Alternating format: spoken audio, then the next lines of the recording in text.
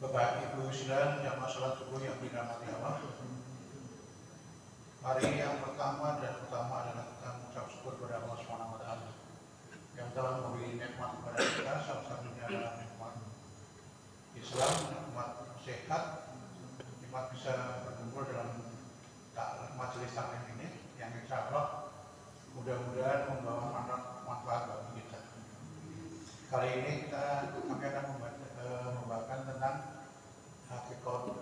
hakikatun ubudiyah. Hakikat ubudiyah. Apa itu hakikat ubudiyah? Hakikatun adalah kebenaran, ubudiyah penghambaan. Kalau diterjemahkan secara ya kebenaran penghambaan. Tapi kalau yang paling bahasanya ya penghambaan sejati. Tadi saya coba tanya ke AI, itu penghambaan yang dimaksud hakikat itu apa gitu. Dia jawabnya gini.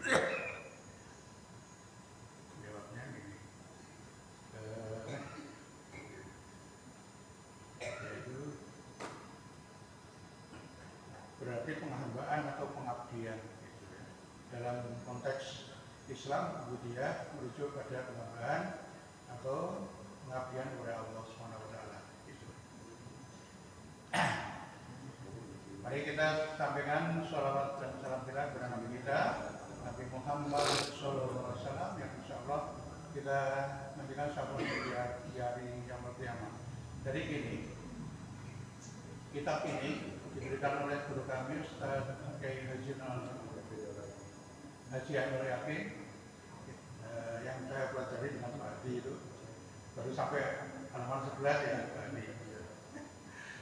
Nah ini nanti akan saya jadikan materi taklim dari hari Selasa Kamis. Ya, nah caranya gimana? Caranya ya kita harus telanjang karena bukan baca kita. Ini bacanya di mana Pak Adi? Hakikatul ubudiyah. Ini ada yang tidak alif lam, ini alif lam. Masih bangun ya, masukkan ya. Berikan contoh itu. Nah ini terbitan baru ya. Taufikotun ya, Taufikotun Jadidun, terbitan baru. Jadi pemilik kita bentuk warna putih. Ini berarti lampunya sudah mulai. Nah ini penulisnya Majidil Hilali.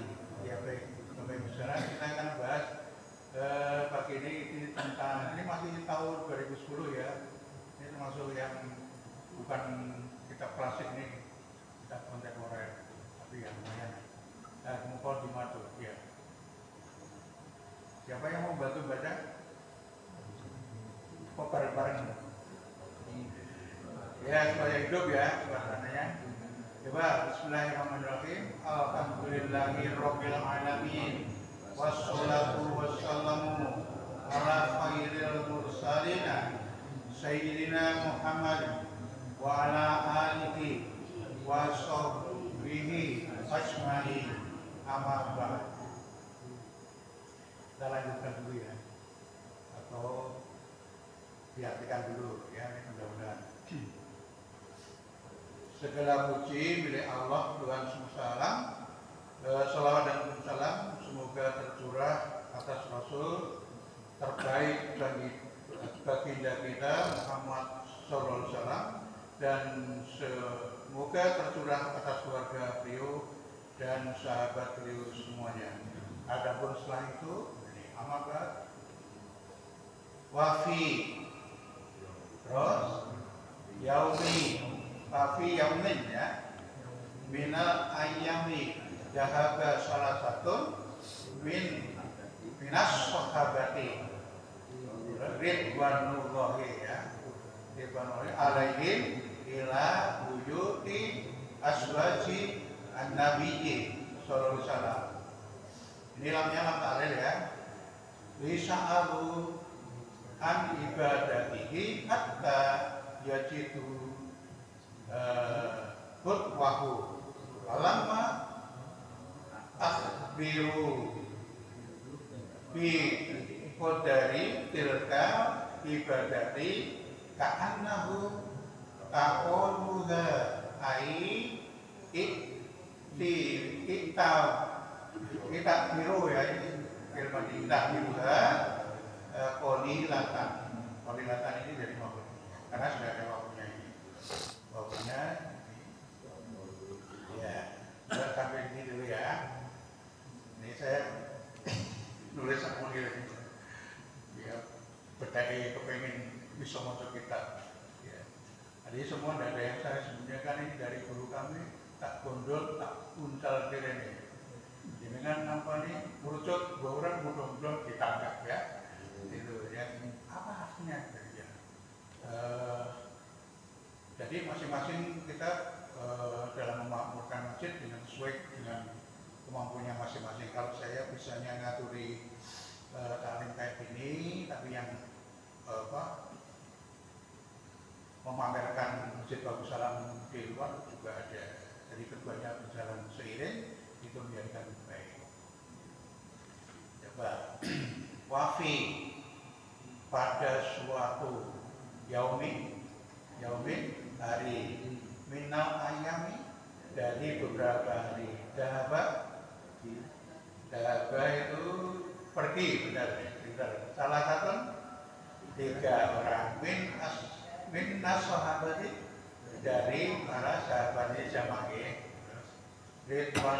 ridwanullah yang Allah memberikan rahmat kepada 3 orang tersebut ya, memberikan keridhaan atas mereka. Terus berikutnya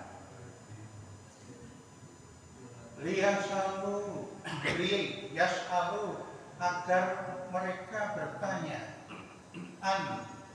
kepada ya ibadati tentang agar mereka bertanya ya agar mereka menanyakan tentang ibadahnya hatta sehingga yajidu mereka mengikuti fatwahu dan mengikuti jejak beliau punya kembali ke Nabi. Falamma maka setelah itu uhbiru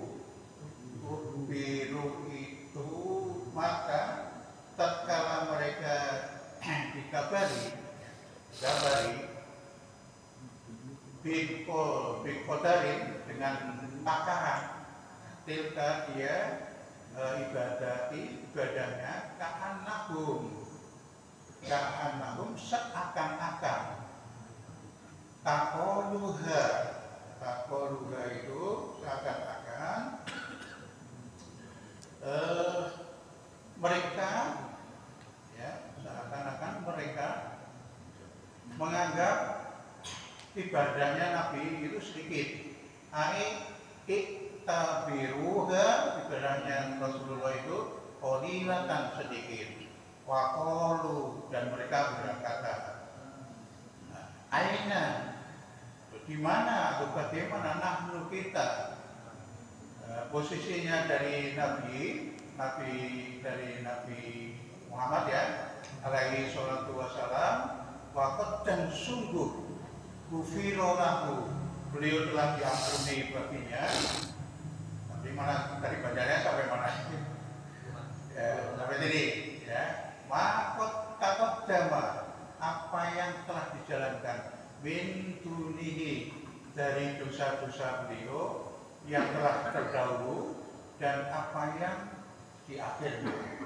Jadi Rasulullah itu sudah diampuni kesalahan dari dulu dan setelahnya. Kemudian kemudian bada'a memulai kullu setiap wahidin individu dari mereka itu siapa? Orang bertiga tadi terus yatahadasul ini dari tafa'ala yatahadasul.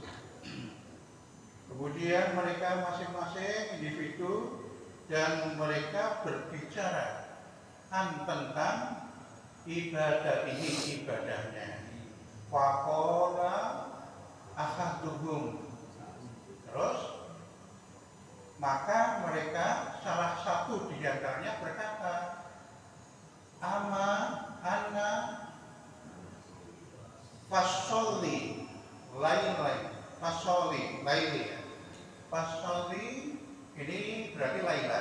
Ini sudah ada di fasoli berarti maka aku akan sholat al-laila malam abadan selamanya. Mungkin orang, mungkin enggak. Itu satu orang itu gitu ya, yang sabarnya kan 3, yang satu ngomong gitu. Waqala akharu, dan berkata yang lain. Wa ana, dan kami atau aku asumu dahari, berarti aku puasa sepanjang tahun abadan.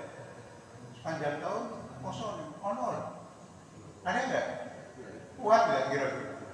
Poso Senin Kamis ya ulfit wa apa ya? Wala aftar, dan tidak berbuka. Memper enggak? Yang satu dia bicara tadi apa? Dia akan sholat sepanjang malam. Terus kemudian yang orang tua dia akan puasa sepanjang tahun selamanya dan tidak berbuka. Bujune kuat.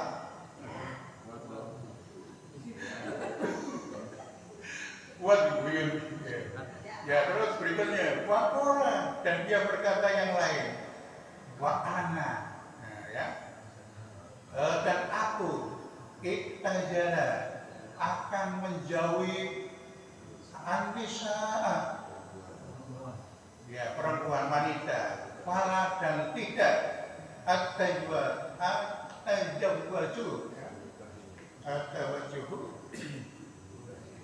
ini yang ketiga ya.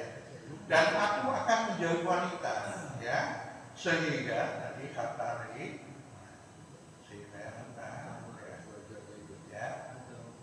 menjauhi wanita dan tidak akan menikahinya selamanya.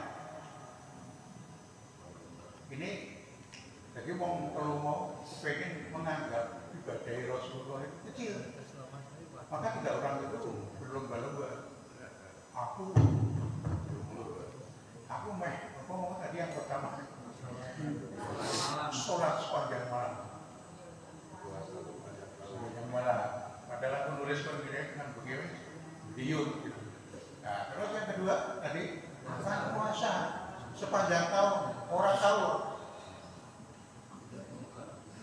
Lagi positif kan berarti. Terus yang ketiga, aku akan menjauhi wanita dan tidak menikahinya selamanya. Nah, maka setelah balago sampai dalika yang kemudian itu pada Nabi SAW, terus beliau mendatangi. Ja'a ilaihim, dia mendatangi. Siapa dia itu? Rasulullah ya. Faqala antum alladzina qataltum. Kultum, antum kalian. Ya, alladzina orang-orangnya. Kultum, ya, kultum itu berkata tadi ya. Kultum.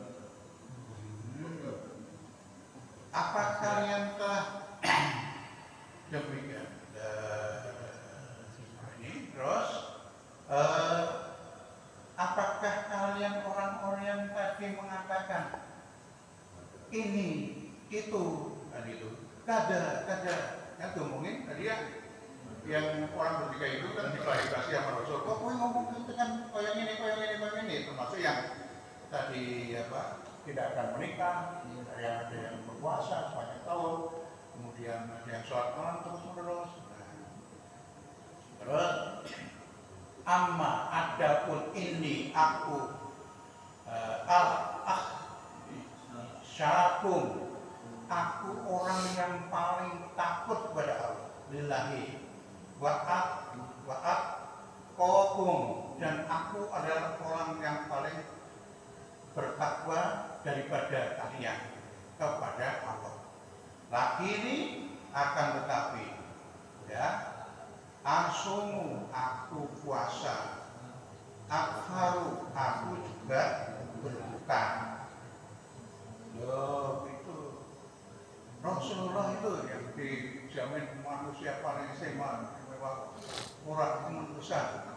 Ya, aku ya poso, aku ya buka, terus wa usolli, ya, aku juga sholat, wa arfa, wa urkut, ya ini bilang, aku juga tidur, gitu. Wa azwaju, aku juga menikahi wanita, gitu ya. Jadi semua itu yang diomongkan oleh sahabatnya itu dan orang ketika itu dimentahkan oleh Rasul. Jadi ini loh, aku juga manusia, juga sholat, juga tidur, juga puasa, juga berbuka, gitu ya. Paman rugibu ya.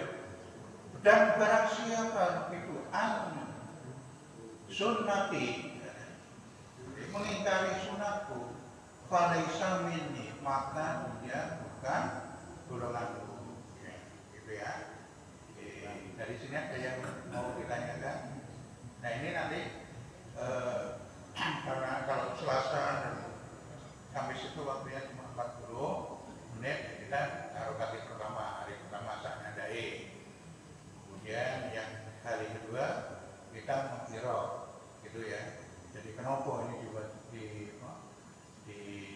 harokati fakta, kenapa ini di harokati kasroh dan lain sebagainya. Pak Yanto berani teruskan gini? Belum. Oh, baik. Ya, berani ya. Nah, kenapa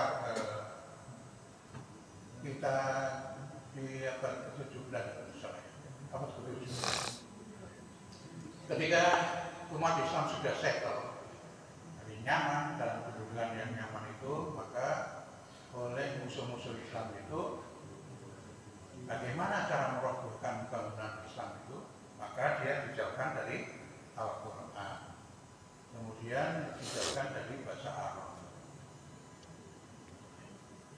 Berarti kalau jenengan, ya, kalau jenengan kembali mempelajari bahasa Arab, berarti jenengan termasuk insan-insan yang mulia yang membangkitkan kembali kejayaan Islam. Jadi orang sekedar bahasa Arab juga foto kan gitu. Bukan begitu. Al-Quran bahasa Arab. Kemudian ada hadisnya yang sokah itu. Pelajari bahasa Arab karena ada 3 perkara.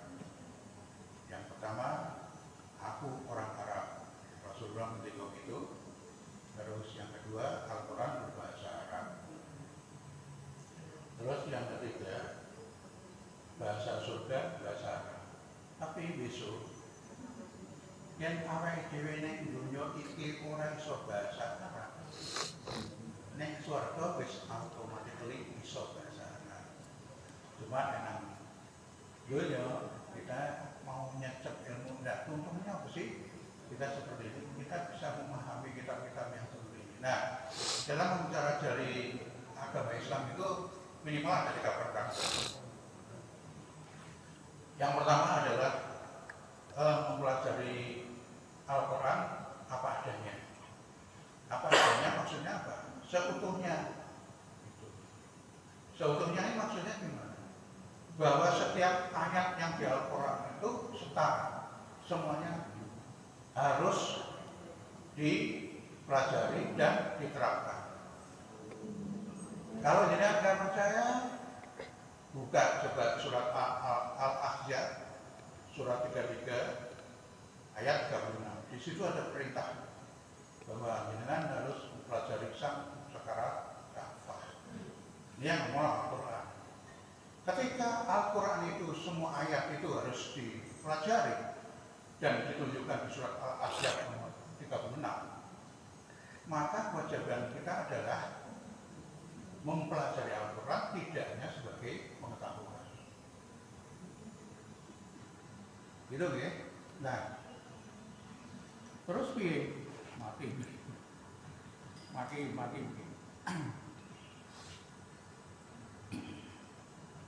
Nah, konsekuensinya apa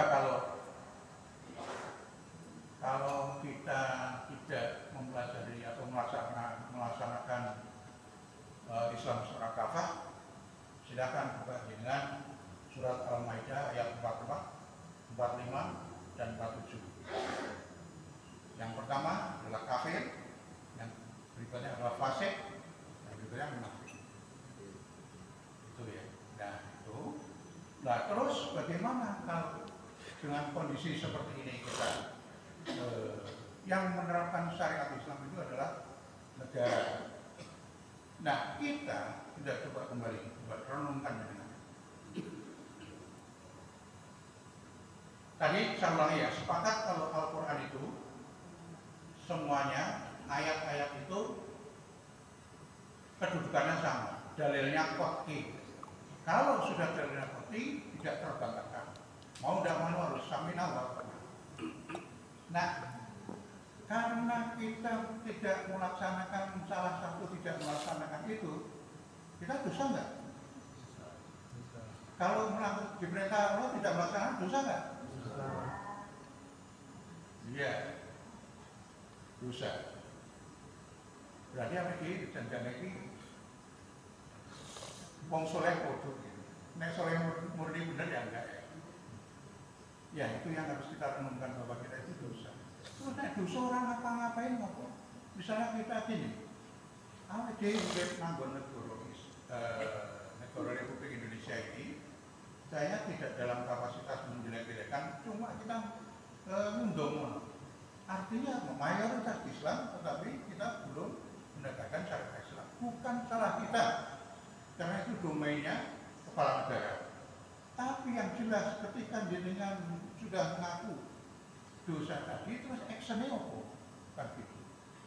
Kalau awake menang wae, ya dosa. Nah, salah satunya adalah kalau dalam kita tidak bisa melaksanakan syariat Islam sepenuhnya itu kan karena keadaan terpaksa. Ya, kalau keadaan terpaksa boleh ada keringanan. Nah, bagaimana kalau jenengan buktinya dalam jenengan itu dalam keadaan terpaksa terus menang baik, upayanya yang dinilai Allah itu upaya. Bisa insya Allah dihisab ya. Jadi jenengan itu lah kowe ora ngerti syariat Islam mau dari dan negara ini bukan terang mesti lah terus ngomong pulang di tengah-tengah mawon langsung kira-kira di senani bukan ya itu dan pagi upaya kita adalah berdakwah itu mengajak semampunya kita. Nah salah satu dakwah itu ya kita menyampaikan tadi saya matur belum selesai ya. Ketika itu kita mempelajari agama Islam, yang pertama adalah mempelajari Al-Quran sebenarnya bukan hanya sebagai pengetahuan, tapi harus diterapkan. Nah, terus kemarin pada waktu ada perayaan Hijrah bulan Muharram itu, ada salah satu peserta bukan di sini ya, bertanya. Nah ngapain kita sholat baik nyaman, zakat iso, haji iso, umroh iso. Terus orang guru kita, yaitu orang muslim yang baik. Tapi dia kan belum pernah mengalami musibah, mungkin. Coba, seandainya dia saudaranya, misalnya saudara atau bapak ibunya dibunuh, kemudian di persidangan hanya dihukum 1 tahun. Kecewa nggak? Kira-kira kecewa orang?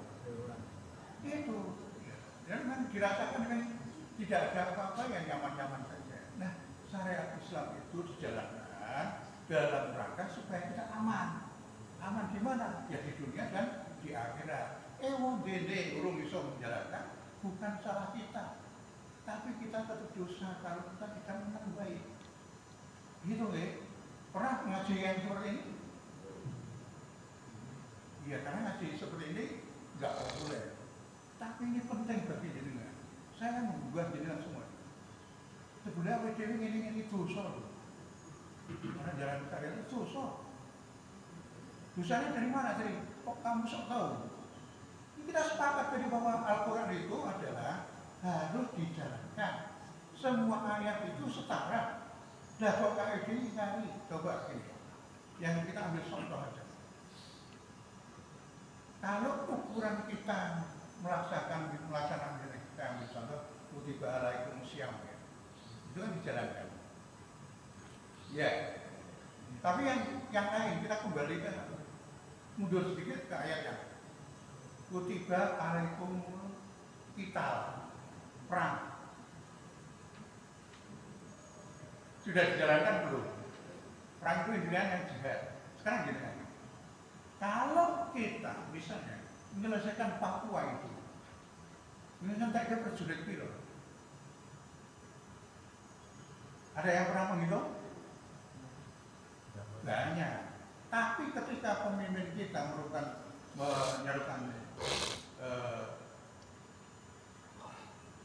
menyerukan jihad, kira-kira Papua wedi kurang. Kira-kira tidak usah, itu jurusnya ulama-ulama kita kan Kiai Hasyim Asy'ari itu juga gitu kan. Kiai Hasyim Asy'ari dan lafal Allahu Akbar, musuh londo sekutu menang. Karena apa? Tentara Islam itu tidak hanya berani mati tapi mencari mati. Itu ya. Jadi saya kembali ke sini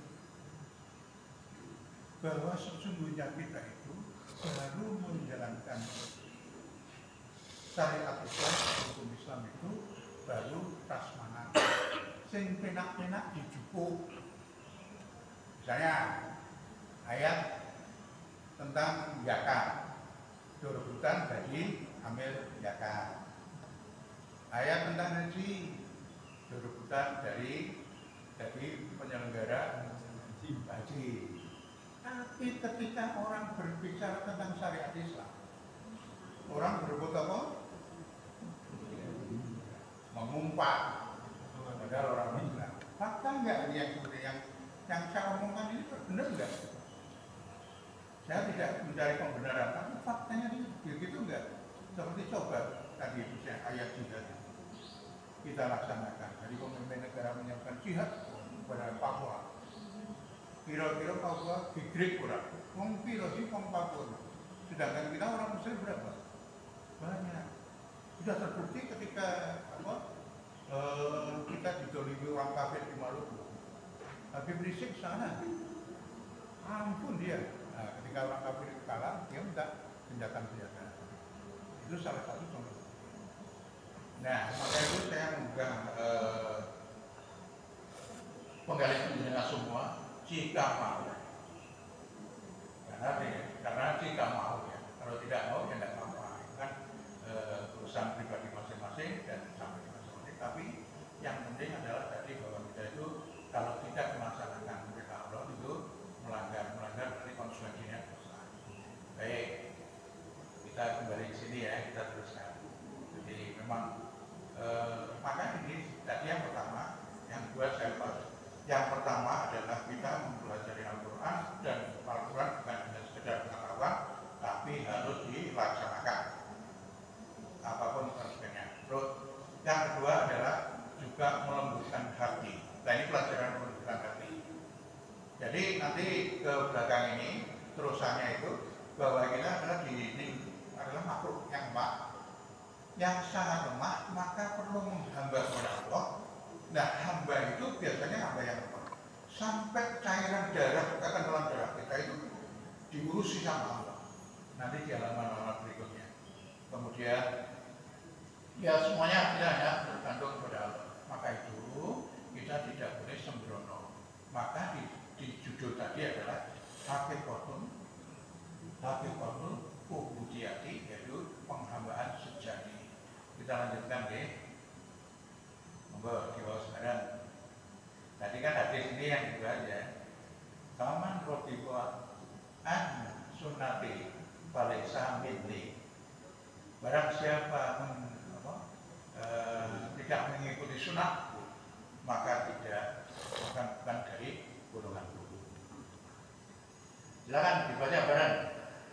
Hadal hadisu adimu. Ya, ini dari ini adimu sifat hadis yang agung itu.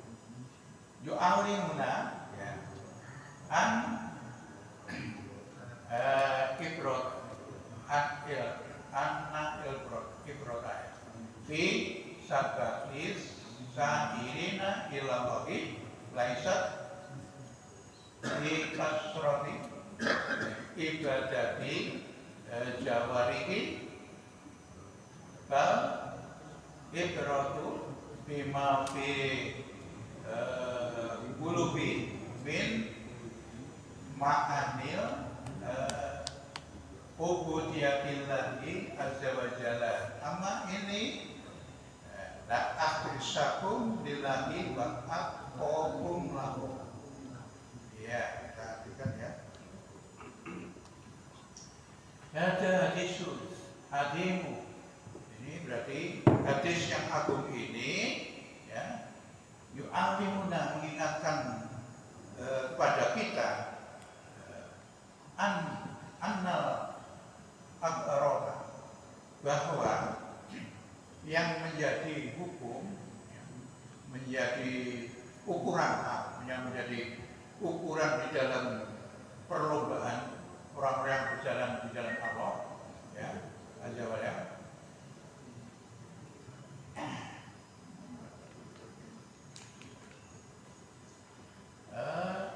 Adapun ini aku, ya, adapun aku, ya, la ahyakum, tadi yang takut kepada Allah, dan aku adalah yang paling takwa kepadanya, lahu baginya punya kembali kepada Allah. Jadi kalau di hadis yang agung ini, tadi lanjutnya saya ulangi. Hadis yang agung ini mengingatkan kepada kita bahwa yang menjadi ukuran dalam perlombaan orang-orang yang berjalan menuju kepada Allah bukanlah dengan sebab banyaknya ibadah-ibadah anggota badan, ya, ibadah-ibadah anggota badan, tetapi yang menjadi ukuran adalah apa yang di dalam hati kita. Nah, di dalam hati kita berupa makna penghambaan kepada Allah azza wa jalla.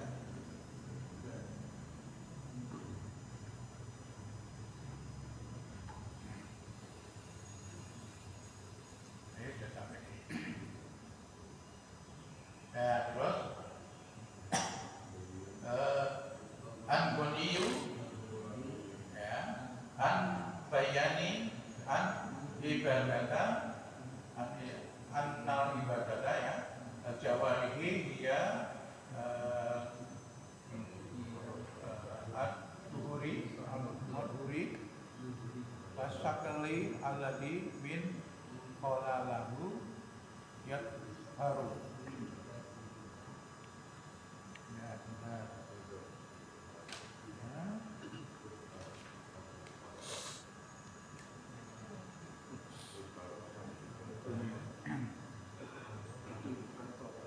Ya.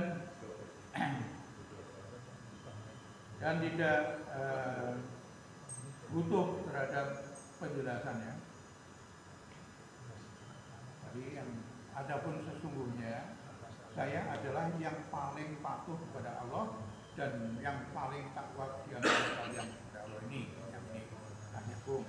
Kemudian berikutnya adalah qoliu tadi dan tidak butuh terhadap penjelasan, tidak perlu dijelaskan lagi, ya, tidak perlu dijelaskan lagi apa yang di dalam qalbu dari makna ubudiyah kepada Allah azza wa jalla. Nah, ini yang surat, kemudian ada surat yang Al-Baqarah ayat 183 sampai A'udzubillahi minasyaitonir rajim. Bismillahirrahmanirrahim. Ya ayyuhalladzina amanu kutiba alaikumus syiyamu kama kutiba alal ladzina min qablikum la'allakum tattaqun. Wahai orang-orang yang mereka beriman, kutiba apa? Kutiba diwajibkan alaikum atas kalian siyam berpuasa kama seperti sebagaimana kutiba puasa atas orang-orang yang dari sebelum kalian. La'allakum tattaqun. Ini yang saya matur bukan ini ya, kalau ini clear ya. Ukuran kita takwa kalau diukur ini sudah clear. Tapi kalau ukuran takwa kita sebagai manusia itu kan tidak hanya urusan kita dengan Allah saja, kemudian ada urusan kita terhadap diri sendiri, urusan sama makhluk, urusan kita sebagai warga negara.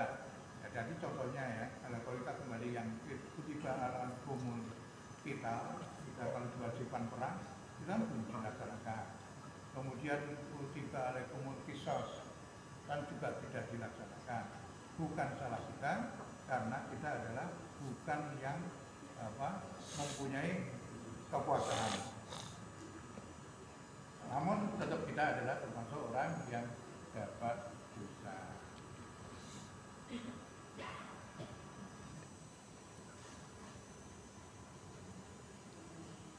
Nah, terima kasih.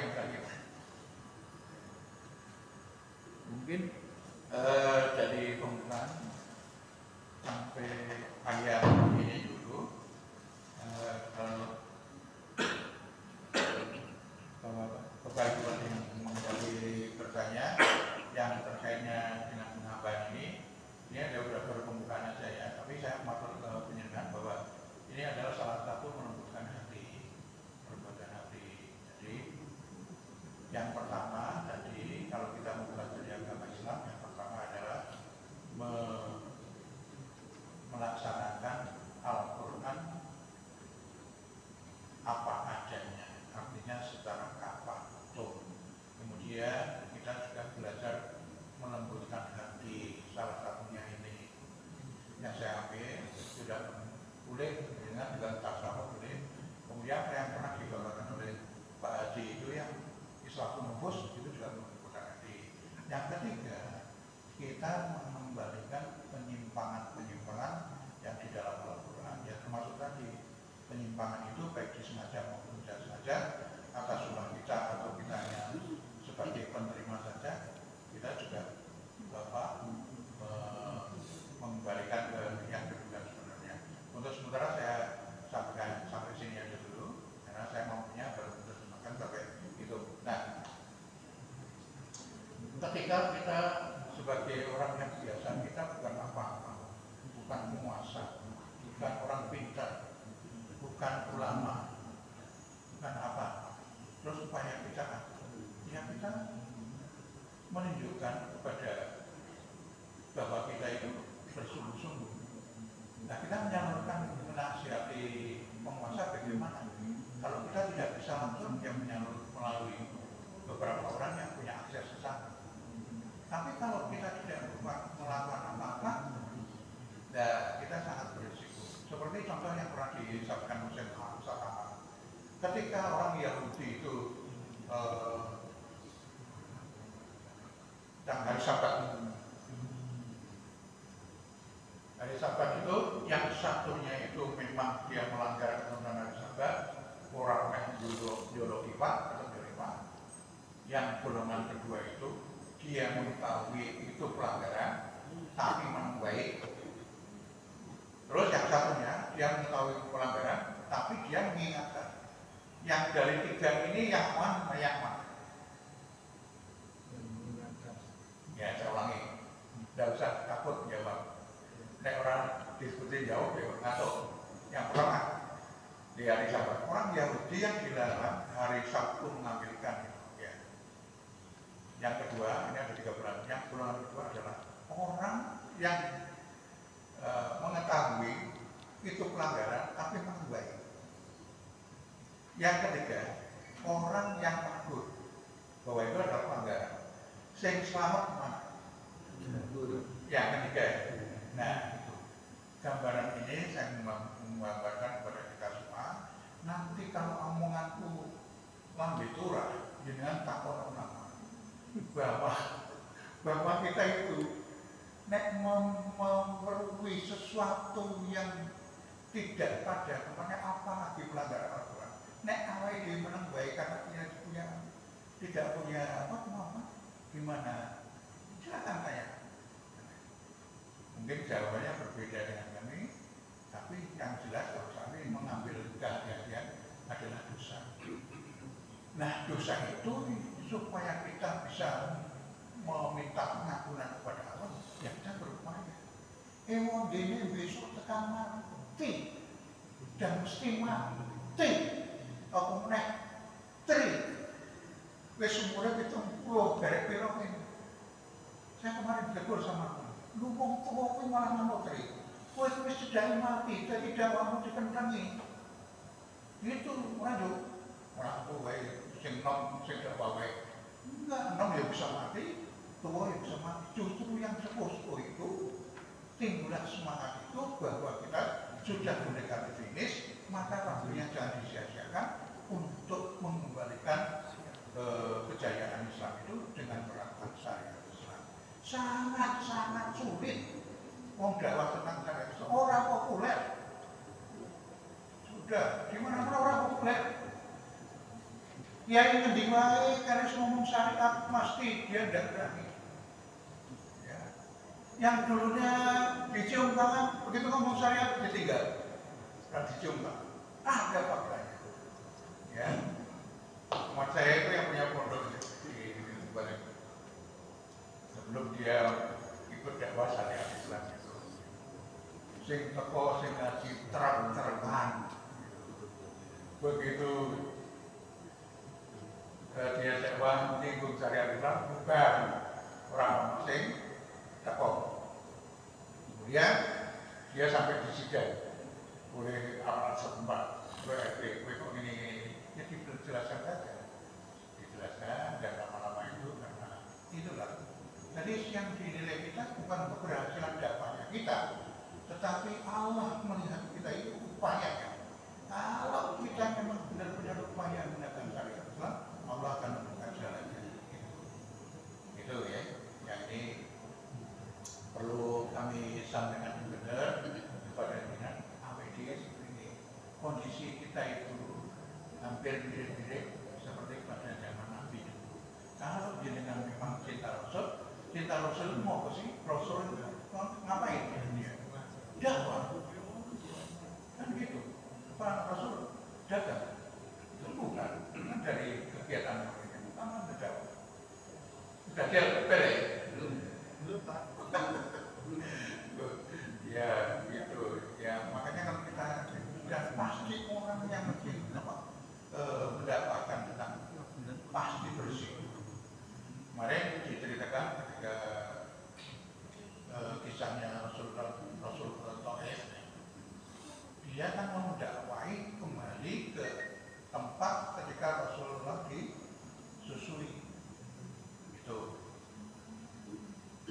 Tapi perjalanan Rasul jalan kaki, sedangkan orang yang Mekah itu naik Mekah, disalib ya. Kan di Taif diprovokasi.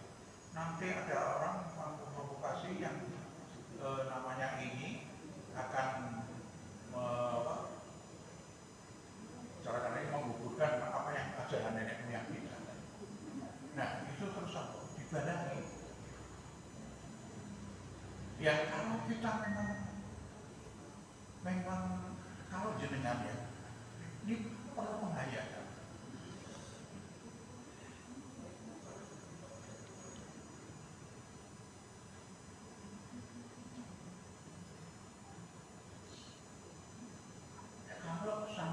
Sudah sampai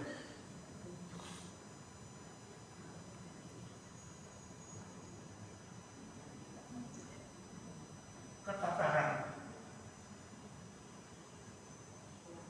bahwa jenengan ikut dakwah semampu jenengan, tapi adalah tujuannya mengembalikan ke marwah Islam.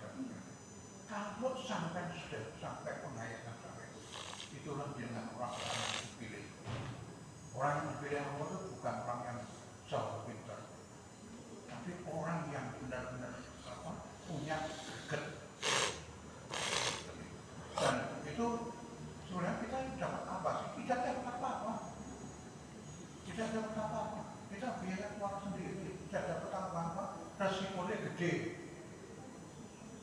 resikonya gede. Ya, orang-orang mencari kebenaran, enggak benar itu resikonya besar. Contohnya begini. Nah, urusan kita adalah ketika kita menggerakkan sesuatu yang besar. Allah yang Maha Besar itu bagaimana beliau itu mersani kita apa yang kita. Sebab kayak ibaratnya gini. Kalau jenengan mau menggerakkan kendaraan yang besar, gitu, ya, kendaraan yang besar, kok yang diselainkan gitu, impossible. Maka kita dakwah itu, ojo dewi-dewi, harus bersama-sama. Kekuatan kita itu orang satu, tapi kalau banyak, nah ilustrasinya gini. Ketika kita mau menghidupkan kendaraan yang besar, ledakan kita itu kecil, maka kita minta bantuan kunci kontak. Kunci kontak dari baterai menghubungkan ke dinamo atau motor, kemudian menggerakkan motor itu. Itu yang namanya kita menggerakkan motor yang besar. Jadi tidak langsung.